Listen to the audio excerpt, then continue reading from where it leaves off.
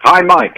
Oh, thank you so much for taking the time today. I appreciate it. It was my pleasure. Thanks to you for talking to me. Yeah, well, I'll just start right off, and I'll be completely honest with you.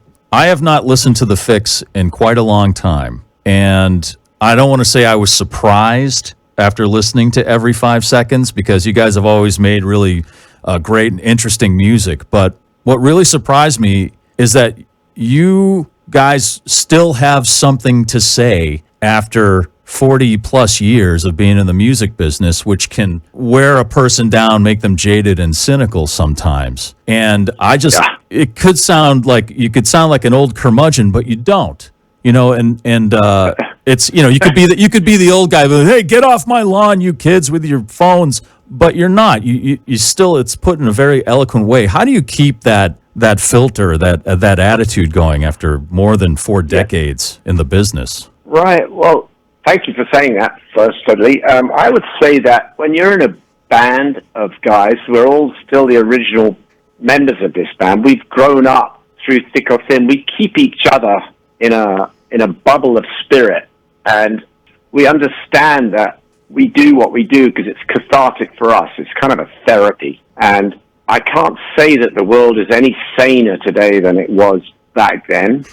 And we're all in need of the same therapy in a daily way. The human connection of family, of community, and of doing something that is so important to your soul's survival that's allowed us, it's kept us awake at the wheel, if you like. I don't think we ever took it for granted that we would be here 40 years on. I never really wanted to insult people's intelligence. My dad used to say to me, never underestimate human intelligence, because the whole phrase is never overestimate human intelligence. But he always used to say, look at it the other way, because it's not just because somebody's talking to you that they may be the most, it's not always the most important man in the room who's got the most important thing to say. It's the person listening who counts his moment when to speak. And so it always stuck with me, that. And I always thought an audience was the most intelligent group of people in the world because of the way he put it. And so I always sweat bullets when I came to writing a song, that I wanted to keep people's attention and not insult them. And it served me well. The guys in the band, I think, have paid me the biggest compliment by sticking around and wanting to be part of that, and I also wanting to be part of their incredible talents too. So we've grown together. We've been lucky enough to connect with an audience that's been through the same slings and arrows that we've been through, and so now here we are. We've gone from pen to paper to fast texting and whatever you want to call it, and we're trying to work out what the hell happened or what is happening. That's why another Fixx record was necessary for us. Whether people are going to listen to it on the same platform, who knows? Obviously, we care that the fans like it, but is it going to sell 20 million copies? I don't know. I don't really care. All I know is I feel better for having written it. Those words from your father are so very true, but so very hard to do, especially now. And you kind of touched on that with your answer there, that there's just so much. There's so much out there, and technology kind of has something to do with that. And you touch on that a lot on the record, and especially with Closer. That's my favorite song on here.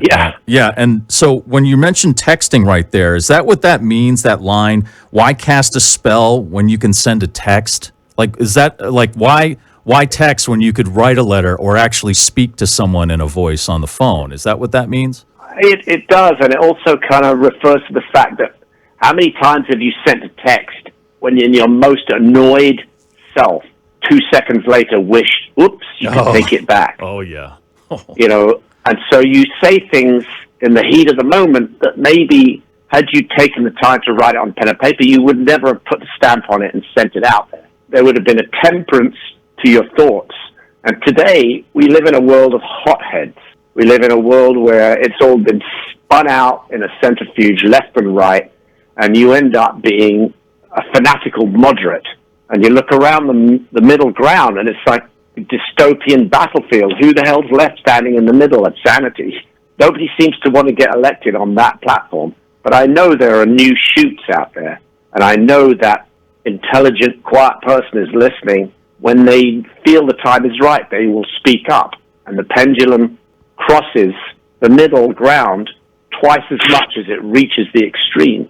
So we have to understand that the moderate people may be quiet, but they're watching. And when the madness has stopped, they will step forward. And that's what I'm counting on. And that's who I'm singing to in these songs. From the song Wake Up, you kind of touch on that. You're kind of like, hey, let's start listening more than just yelling. Yeah, I mean, for me, it was from my own frustration. It's like, it's very easy to start pointing the finger, but then I suddenly realized that I was pointing the finger at myself, and I was actually talking to me in the mirror. Time to wake up, because I've been shouting at the TV for too long. And maybe the pandemic had something to do with it, and, I was cut off from my surroundings. In fact, that song was written before the pandemic, so I was feeling it before, but the frustration of apathy, it feels like I've been wrapped around in plastic with all this bullshit that people are trying to spin us. I got to a point where I just needed to wake up and throw some cold water on myself and believe in the community I'm trying to exist in. Didn't quite know how to do it, but finally this year I've actually become a U.S. citizen. So, congratulations! Thank you, and I'm actually quite proud to be voting for the first time in a society that I've had to. It's not that I've been preaching about it, but I've been so fascinated by the political science of what's happening in this country that it's always kept me awake at night. And now I can actually roll my sleeves up and get on the soapbox. So watch out. Yeah, good for you, because that's something I think a lot of Americans take for granted, is their right to vote or their civic duty. Yeah, I mean, it's the most important thing. I was sitting there learning these questions, like, what is something you can do as a citizen? And it's vote. And if you don't do that, you can't really speak. Your voice will not carry all the way through, even though you may think it's the most useless thing to do because it's just one in many. But that's all you'll ever be, one in many, and the many is one. That's not communism. That's just common sense. But yeah, you touch on a lot of that on Every 5 Seconds. And what is the meaning behind the title of the album? Well, my grandfather, when I was a kid, used to take me down to the shore and point to the lighthouse and say, that light spins around every 5 seconds. And when the ship's captain is in trouble or is worried about the rocks, he'll look for that light and adjust his course accordingly. We have a song called Lighthouse that is a song that we never recorded, but the fans had their own fan page and they called it Lighthouse because of this enigmatic track that they'd heard of but never recorded. So we decided to put it out in these troubled times, and it was time to look for the lighthouse. And one of the lines in that song is every 5 seconds. So look for the lighthouse, don't leave me lonely. Yeah. It's one of many lines in that song that I feel is how we're living. A lot of us are lonely in a way that we're mourning the death of community, and we need some kind of light to bring us home. It's interesting that technology has made the world so much smaller in such a short amount of time. Yet what you just said there is so true. We're kind of just alone with our phones, looking at what other people say, and we're not really communicating. We're just kind of like you said earlier, just texting to each other. There's no emotion there. Yeah, like that. Yeah, we are physical animals, and I think we forget that there's the pheromone existence of how we connect in a community and how energy transcends in a room at a rock and roll show or any social gathering. There's a solace to that too, and there's a comfort. It's not all just January 6th storming the Capitol building. That's not the only reason people get together.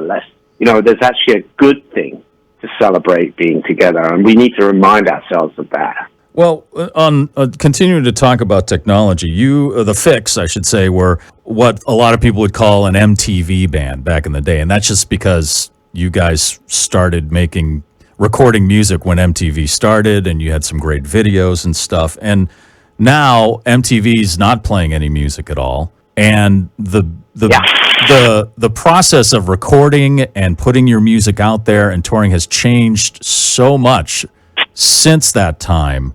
Do you see that as is it a better environment for artists because they may have more independence because of recording? They can record in their own homes. They can put stuff out on the internet now, or is this not a good thing? Well, it's both.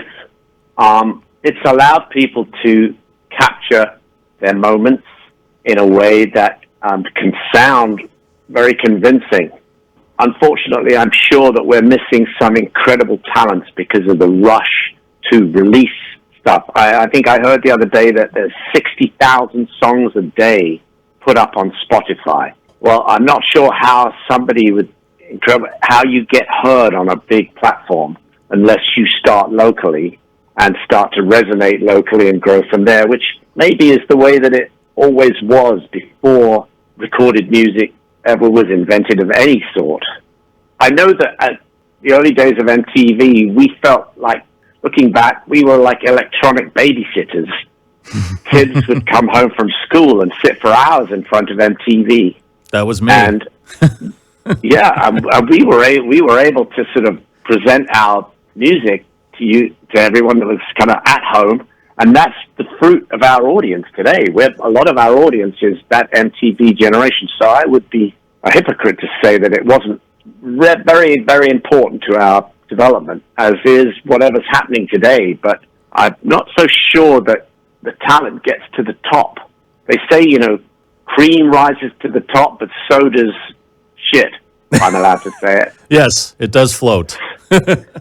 Yes. So that's the unfortunate quandary we're at. Yeah. And then what I'm missing is the DJ, the guy that really can spend his hours listening to new stuff, and he puts his 2 cents in and discerns what he thinks is something worthwhile. That was a good role. It's like book reviews, music reviews, the guys that make a living reviewing music, like you talking to me. It's like it's an important part of how we wade through the sea of new releases and stuff. I'm not sure people pay attention to that anymore. They are the center of their own universes, and they just stumble upon some playlist somewhere, and maybe that's just as good. I don't know. An algorithm now, right? So it's kind of being chosen for you, and you're like, oh, well, I like this too, and you kind of stay in your bubble, and you don't say, you don't like read, like when, not like I would read about like this band called the Fixx, and they would be described by a critic, or I'd read an interview and I'd be like, this sounds interesting. I'm gonna pursue this, and it took some effort. Where now there's less effort. Yeah, it's kind of here today, gone tomorrow type. People are we're being tracked, but because of our habits. Yeah, and then at some point you want to break the habit, but you can't because you're not allowed to. I appreciate you taking the time to speak with me. Cy Curnin from the Fixx. The new album is called Every 5 Seconds. It's available now. I highly suggest it to anyone. It's well worth your time. And even if you've never heard of the Fixx before, or you haven't listened to them since Reach the Beach, it's a great record, Cy. And you guys will be playing live August 24th at the Wilbur Theater in Boston. And I have to say, the last time I saw you guys live was, I think it was 1982 or 83. You opened for the Police with Flock of Seagulls at the old Sullivan Stadium, I think it was, in Foxborough. I don't know. Yeah, what a great day that was. Wow, excellent. I've got good memories of that time. It's been very pleasant talking to you, sir. Thank you so much. I think we touched on some points that I've had not trouble getting out, but I think he caught me on a spin today that I hope those ripples go out there. Well, I appreciate you, man. I appreciate what you're trying to say and with the songs on this record. So thanks I know a lot of artists don't like to talk about their lyrics, and I understand that, but I appreciate you indulging me on that. So thank you. Thank you.